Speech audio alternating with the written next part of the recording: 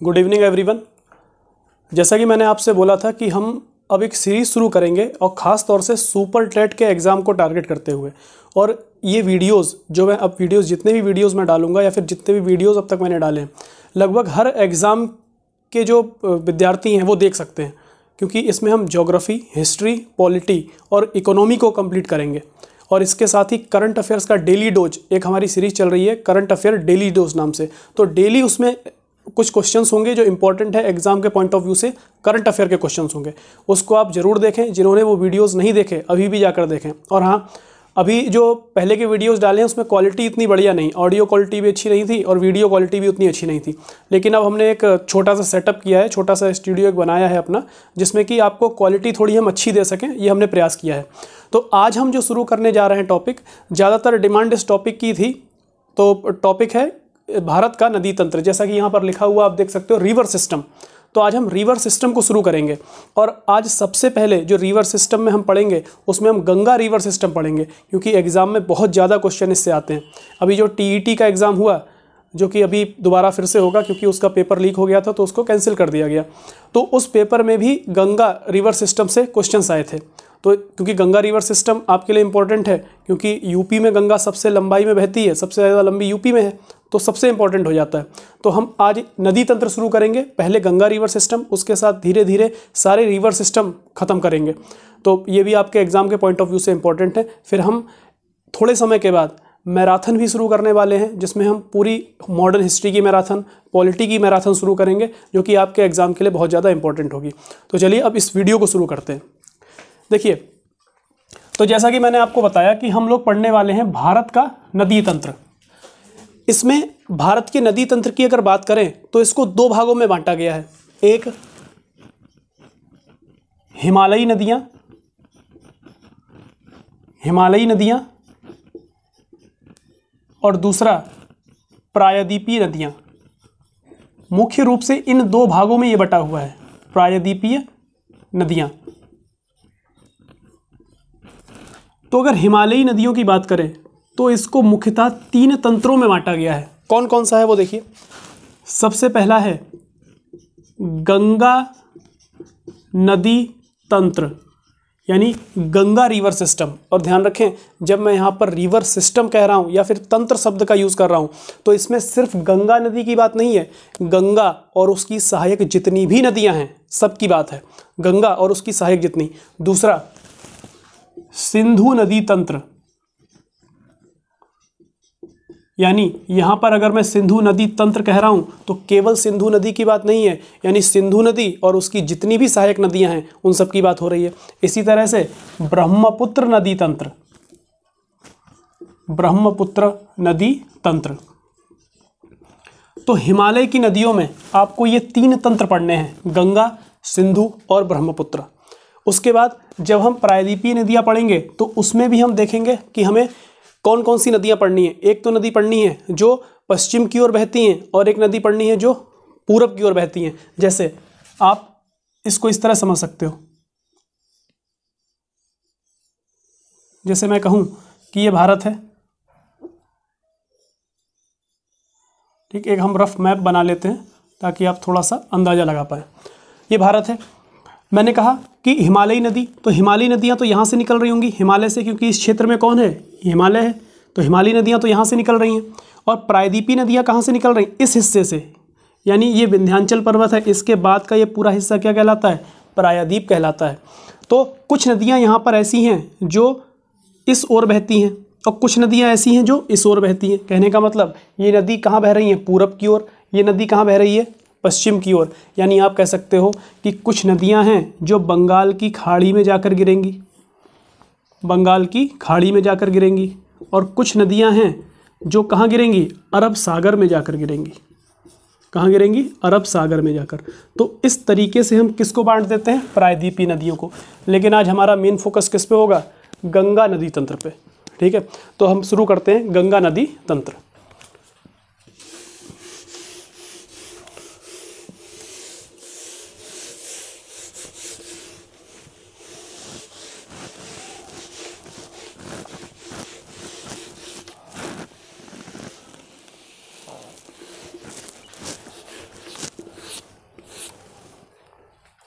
देखिए बड़े ही आसान तरीके से पूरा गंगा नदी तंत्र हम खत्म कर देंगे और चित्र के माध्यम से समझेंगे, ताकि आपको याद ना करना पड़े कि गंगा की सहायक कौन सी है, गंगा कैसे बनती है, गंगा का उद्गम स्थल कहाँ है। सब चीज़ों को हम चित्रों के माध्यम से देखेंगे और जो जो इंपॉर्टेंट क्वेश्चन होंगे मैं वो बोलता चलूँगा और आप उसको नोट डाउन करते जाएंगे, क्योंकि मैं यहाँ पर चीज़ें समझाऊँगा, लिखवाऊँगा नहीं।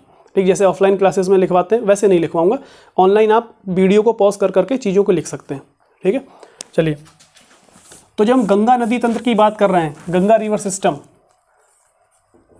गंगा नदी तंत्र, देखिए सबसे पहले हम कुछ चीजें बनाते हैं, 4 चीजें। 1 2 3 4। देखिए ये जो मैंने सबसे इधर ये चीज़ बनाई है, ये है सतोपंथ ग्लेशियर। कौन सा ग्लेशियर है ये? सतोपंथ ग्लेशियर।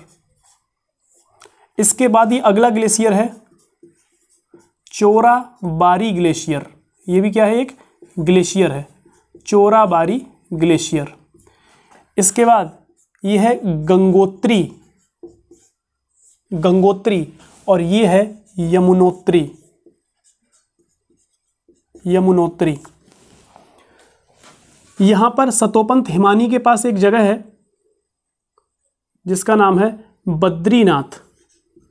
क्या नाम है? बद्रीनाथ। आप सबने इस स्थान का नाम सुना है। दूसरी, यहां चोराबारी ग्लेशियर के पास में जगह है, इसका नाम है केदारनाथ। क्या नाम है? केदारनाथ। ये गंगोत्री है और ये यमुनोत्री है। अब देखिए यहां सतोपंथ ग्लेशियर से एक नदी बहती हुई आती है जिसका नाम है अलकनंदा। क्या नाम है? अलकनंदा। यहां से एक नदी बह रही है जिसका नाम क्या है? अलकनंदा।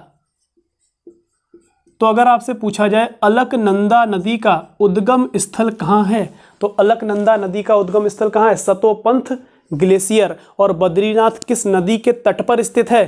तो अलकनंदा नदी के तट पर स्थित है। उसके बाद ये नदी आगे बढ़ती चली जाती है और ये वाला जो आपको स्थान दिख रहा है केदारनाथ, इसके ऊपर कौन सा ग्लेशियर है? चोराबारी ग्लेशियर। इस चोराबारी ग्लेशियर से एक नदी आती है और वो नदी कहाँ पर आकर मिलती है? इस अलकनंदा में आकर मिलती है। इस नदी का नाम है मंदाकिनी। क्या नाम है? मंदाकिनी। तो देखिए 2 नदियां आपके पास हो गई। अलकनंदा का उद्गम स्थल सतोपंथ ग्लेशियर, मंदाकिनी का उद्गम स्थल चोराबारी ग्लेशियर। अलकनंदा नदी के तट पर कौन है? बद्रीनाथ। मंदाकिनी के तट पर कौन है? केदारनाथ। इतनी बात आपके समझ में आई? चलिए अब शुरू करते हैं।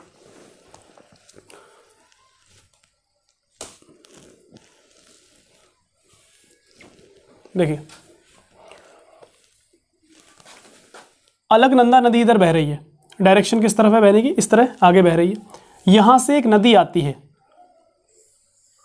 और आकर इस अलकनंदा में समाहित हो जाती है, इस अलकनंदा में मिल जाती है।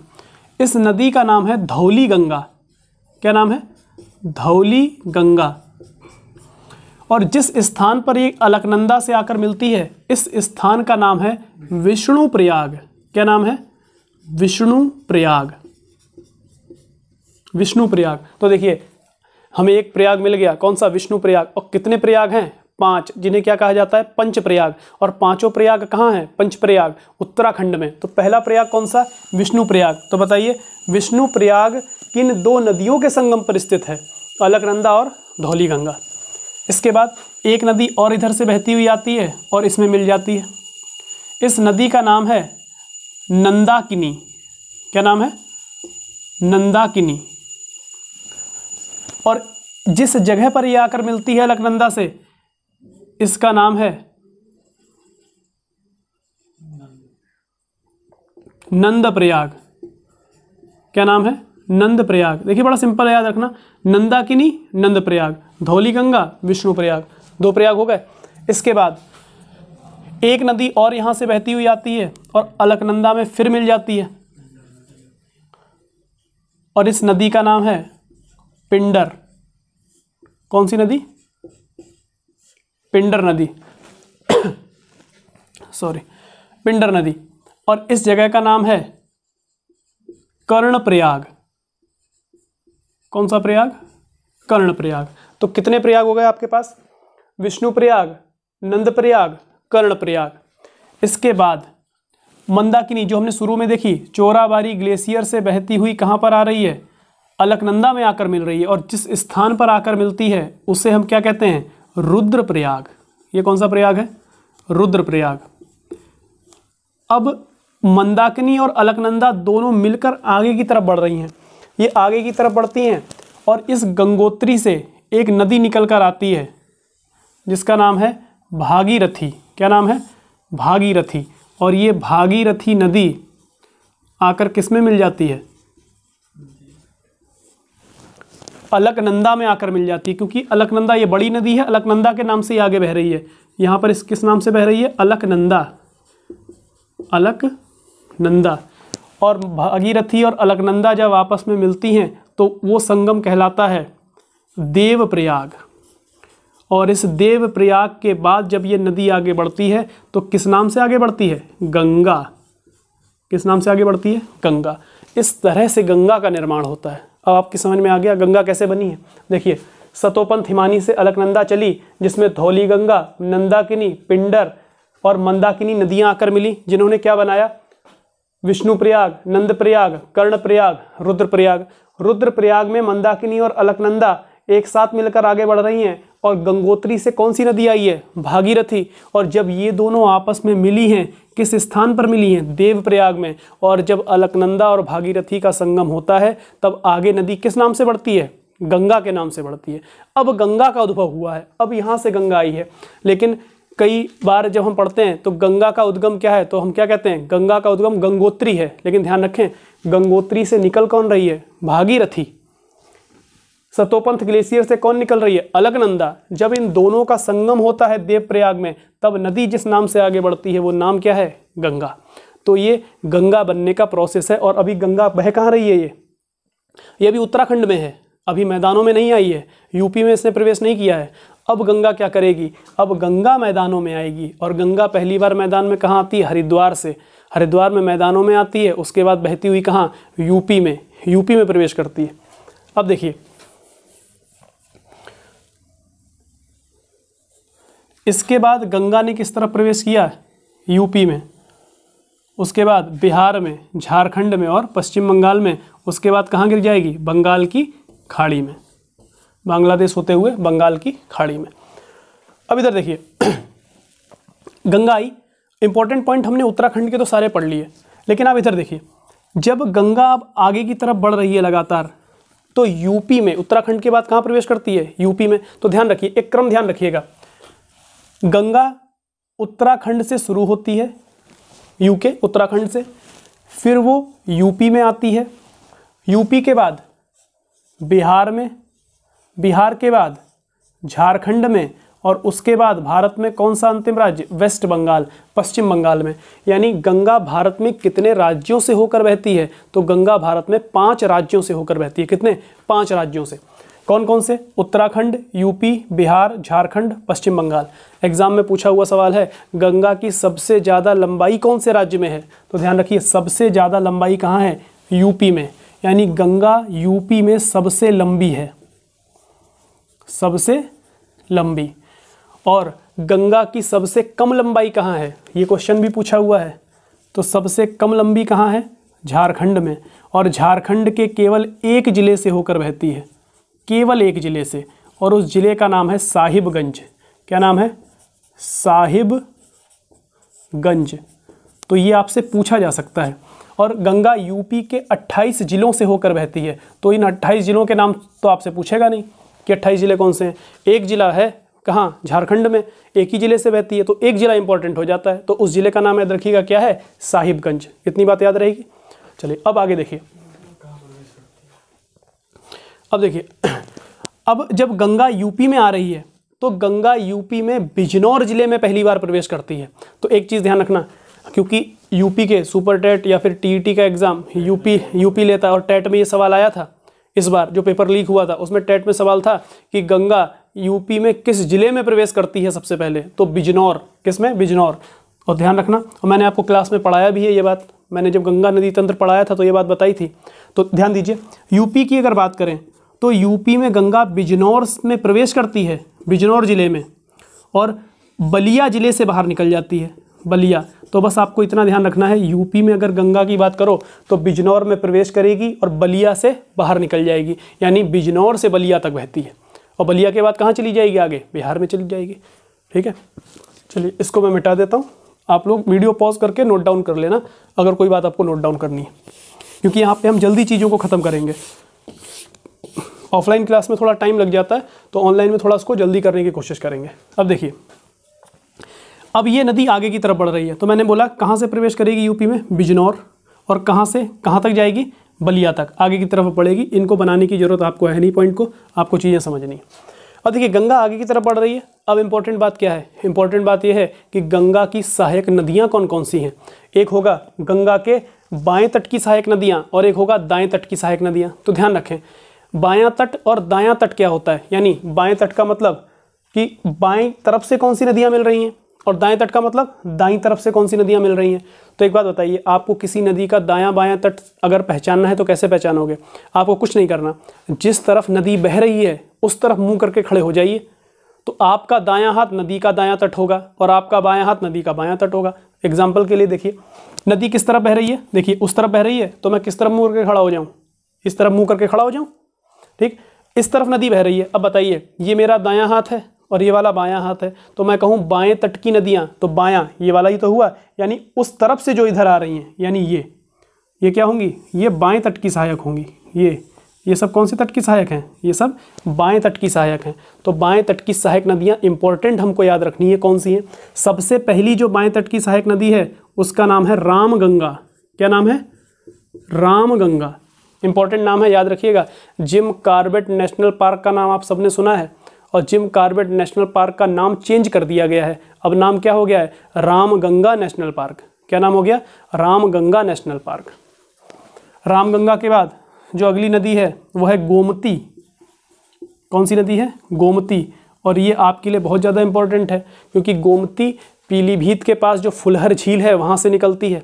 ठीक, फुलहर झील से। और सबसे इंपॉर्टेंट बात गोमती की कि उत्तर प्रदेश की राजधानी लखनऊ गोमती नदी के तट पर स्थित है। किस नदी के तट पर बनी है? गोमती नदी के तट पर, गोमती। इसके बाद अगली नदी जो इसमें गिरती है इसका नाम है घाघरा। घाघरा। उसके बाद गंडक। ये आपको क्रम याद रखना है। गंडक। गंडक के बाद एक नदी कोसी। कोसी। गंडक, कोसी, दोनों बिहार में हैं नदियाँ। और उसके बाद एक नदी है महानंदा। महानंदा। और इसमें महानंदा भी बड़ी इंपॉर्टेंट नदी है। आपसे अगर एग्जाम में पूछा जाए गंगा में बाएं तट पर मिलने वाली अंतिम सहायक नदी कौन सी है? सहायक नदी का मतलब ट्रिब्यूटरी, अंग्रेजी में क्या कहते हैं? ट्रिब्यूटरी। तो ये वाली जो ट्रिब्यूटरी हैं, सहायक नदियां हैं, ये बाएं तट की हैं, यानी left bank tributary. Left bank tributary. जो लोग इंग्लिश मीडियम के हैं तो वो भी ध्यान रखें, मैं इंग्लिश के टर्म्स बताता चलूँगा, लेकिन स्पेशली ये जो वीडियो है वो हिंदी माध्यम के विद्यार्थियों को टारगेट करके बनाया गया है। Left bank tributary. अगर आपसे कहा जाए सबसे अंतिम लेफ्ट बैंक ट्रिब्यूटरी यानी बाएं हाथ की सहायक नदी, बाएं तट की सहायक नदी कौन सी है? तो आप कहेंगे महानंदा। ये बाएं तट की अंतिम सहायक नदी है। बाएं तट की अंतिम सहायक नदी है महानंदा, गंगा के लिए। ध्यान रखिए, नोट डाउन कर लीजिए। इसके बाद देखिए, ये नदियाँ हो गई। इसके बाद इंपॉर्टेंट पॉइंट, अब ये बाएं तट की, अब दाएं तट की कौन है? तो देखिए 1 2 3 यहाँ हुआ। अभी हमने इसको छोड़ रखा है ना, यमुनोत्री को। यमुनोत्री से कौन निकलती है? यमुना। कौन निकलती है? यमुना। तो ध्यान रखिए, यमुनोत्री से कौन निकलती है? यमुना। और यमुना तो छूटी हुई है, अभी यमुना को ही बनाना है। तो देखिए यमुना निकली यमुनोत्री से, और ये गंगा की सबसे लंबी सहायक नदी है। क्या है? गंगा की सबसे लंबी सहायक नदी। गंगा की सबसे लंबी सहायक। और ये इलाहाबाद, यानी जिसका नाम बदल कर क्या कर दिया गया? प्रयागराज। देखिए सबसे पहले नाम क्या था? प्रयागराज। उसके बाद 1583 में 1583 में अकबर ने इसका नाम क्या कर दिया? इलाहाबाद। प्रयागराज का नाम बदलकर इलाहाबाद, वहाँ उसने किला बनवाया, इलाहाबाद का किला, और उसका नाम क्या रख दिया, इलाहाबाद। अब योगी की गवर्नमेंट आई, योगी सरकार ने इसका नाम बदल के क्या रख दिया, फिर से प्रयागराज। यानी प्रारंभ में भी प्रयागराज, फिर इलाहाबाद हुआ 1583 में, याद रखिएगा, पूछा हुआ क्वेश्चन है। और उसके बाद फिर से अब इसका नाम क्या हो गया है, प्रयागराज। तो प्रयागराज में, इस जगह पर प्रयागराज में यमुना और गंगा आपस में मिल जाती हैं। गंगा यमुना का संगम होता है, और कहा जाता है यहाँ पर गंगा यमुना और सरस्वती का संगम होता है। और सरस्वती क्या है, एक अदृश्य नदी है, अदृश्य हो चुकी है। ठीक, चलो, तो प्रयागराज में गंगा यमुना का संगम हो गया है। गंगा नदी बढ़ रही है आगे की तरफ, ये कौन आ रही है, यमुना। तो आप बताइए गंगा की सबसे लंबी सहायक नदी कौन है, तो गंगा की सबसे लंबी सहायक नदी यमुना। और आपसे पूछे कि गंगा की दाएं तट की सबसे लंबी सहायक नदी कौन है, तो भाई दाएं तट से कौन मिल रही है, यमुना। तो आंसर फिर से यमुना होगा। तो दाएं तट की भी सबसे लंबी सहायक नदी कौन है, यमुना। और सबसे लंबी सहायक नदी भी कौन है, गंगा की, यमुना। दोनों चीज़ें क्या होंगी, यमुना। अब देखिए अब कुछ नदियां ऐसी हैं जो डायरेक्ट गंगा में ना गिर के कहाँ गिरती हैं, यमुना में। अपना जल कहाँ गिराती हैं, यमुना में। और फिर उसके बाद यमुना के थ्रू कहाँ चली जाती हैं, गंगा में। तो वो डायरेक्ट गंगा की ट्रिब्यूटरी नहीं है, गंगा की सहायक नदी नहीं है, यमुना की सहायक नदियाँ हैं। लेकिन अगर नदी तंत्र की बात करेंगे तो वो कौन से नदी तंत्र में आएंगी, गंगा के नदी तंत्र में, गंगा रिवर सिस्टम में। ठीक, अब वो नदियाँ कौन कौन सी हैं उनको देखते हैं। सबसे पहले हम यमुना में इधर से आने वाली नदियां देखेंगे कि इधर से कौन कौन सी नदियां मिल रही हैं, क्योंकि ये एग्जाम के लिए ज़्यादा इंपॉर्टेंट है।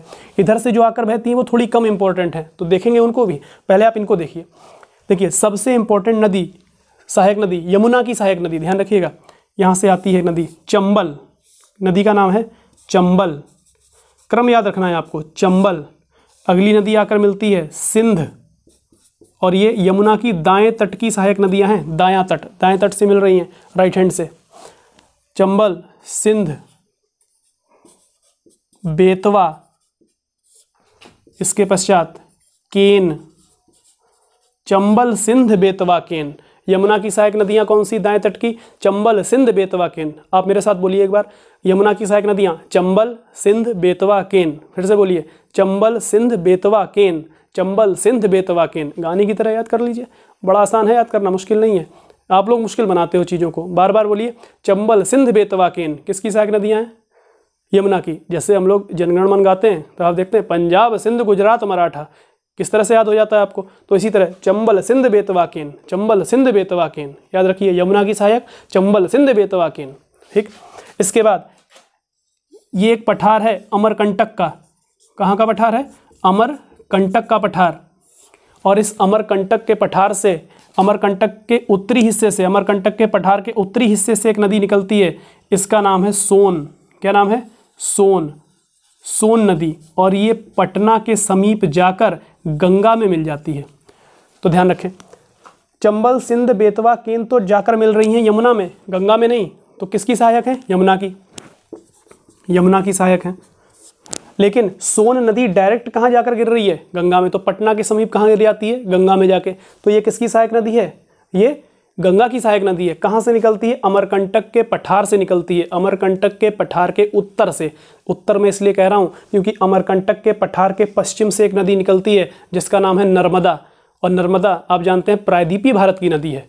ठीक, वो हम प्रायद्वीपीय भारत में पढ़ेंगे, हमें यहाँ पढ़नी नहीं है, तो यहाँ पर हम शो भी नहीं करेंगे इसको। ठीक, तो ये नदियाँ किसकी सहायक हो गई, ये गंगा की सहायक, और ये किसकी सहायक हो गई, यमुना की सहायक। अब हम देखते हैं कि इस तरफ से आखिर कौन सी नदियाँ मिल रही हैं, इस तरफ से कौन सी नदियाँ आ रही हैं। तो देखिए सबसे पहली नदी जो आकर मिलती है उसका नाम है हिंडन। क्या नाम है, हिंडन।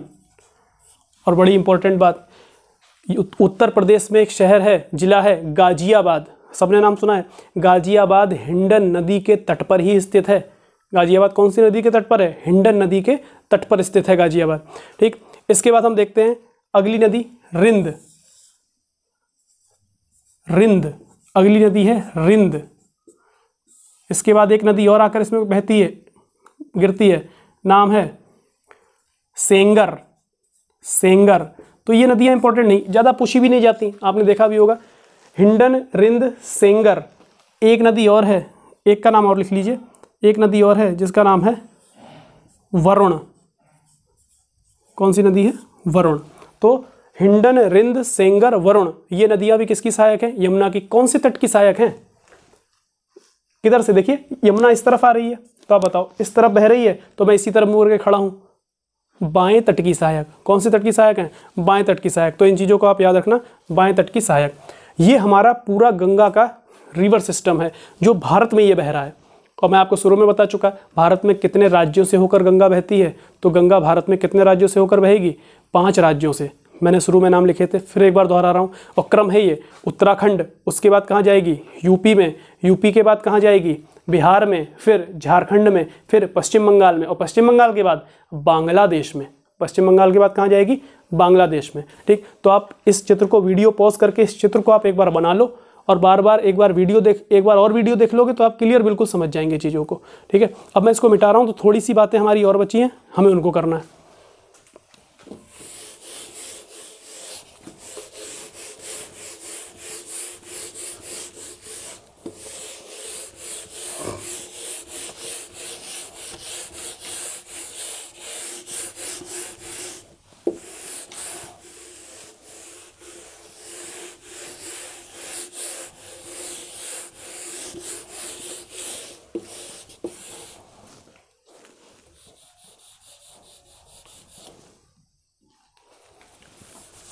देखिए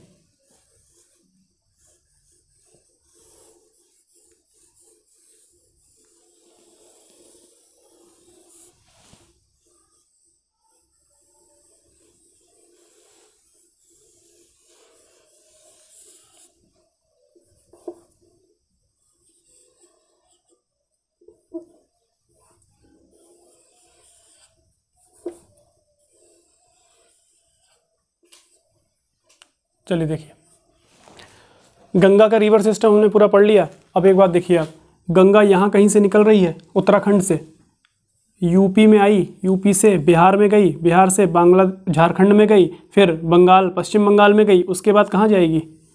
बांग्लादेश में। ये आपको जो देश दिख रहा है ये कौन सा देश है? ये बांग्लादेश है। गंगा जैसे ही बांग्लादेश में जाती है, तो बांग्लादेश में जाने से पहले कहाँ बह रही होगी? बांग्लादेश में जाने से पहले कहाँ बहती है? पश्चिम बंगाल में। तो देखिए, तो ये वाला हिस्सा जो है अभी, जो पश्चिम बंगाल में ये नदी बह रही है, तो देखिए मान लीजिए पश्चिम बंगाल में आई, उसके बाद इसको नीचे जाना है, तो पश्चिम बंगाल में गंगा नदी पश्चिम बंगाल तक जाते जाते काफ़ी ज़्यादा मिट्टी वगैरह अपने साथ ले आती है और बूढ़ी हो जाती है। क्योंकि आपको पता है नदियों की कितनी अवस्थाएं हैं? 3। एक युवावस्था, प्रौढ़ावस्था, वृद्धावस्था। यानी वृद्धावस्था में नदी अपने साथ जो भार लेकर चल रही है, मलबा, धूल, मिट्टी लेकर चल रही है, उसको सह नहीं पाती, तो धीरे धीरे अपनी वितरिकाएं निकालना शुरू करती है। वितरिकाओं का मतलब कि नदी अपने में से कई स्ट्रीम में बढ़ जाती है, कई धाराओं में बढ़ जाती है। उसी तरह जब ये बंगाल में यहाँ पे एंटर करती है, तो इसमें से एक बड़ी वितरिका अलग होती है, बड़ी वितरिका अलग होती है, जिसका नाम है हुगली।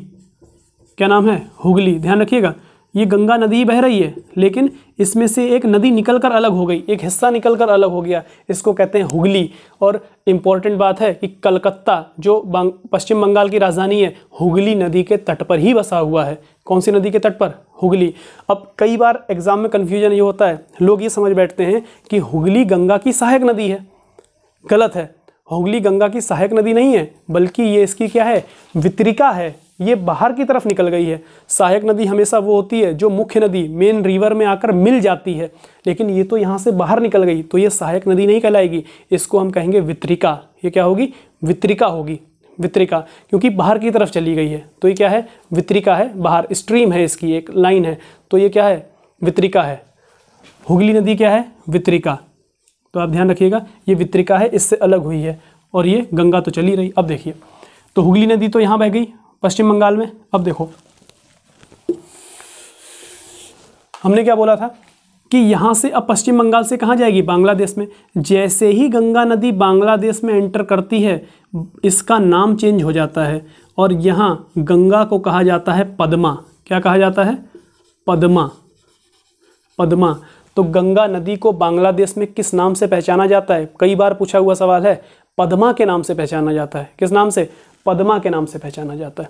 ठीक है, तो बांग्लादेश में किस नाम से जानी जाएगी? पद्मा। तो अब आपने गंगा का रिवर सिस्टम देखा, और उम्मीद है कि आपको ये अच्छे से समझ में आया होगा, और अगर आपका कोई डाउट है तो आप कमेंट सेक्शन में कमेंट कर सकते हो, मैं उसका जवाब दूंगा, अगली वीडियो में उसका जवाब दूंगा। ठीक है, थैंक यू वेरी मच।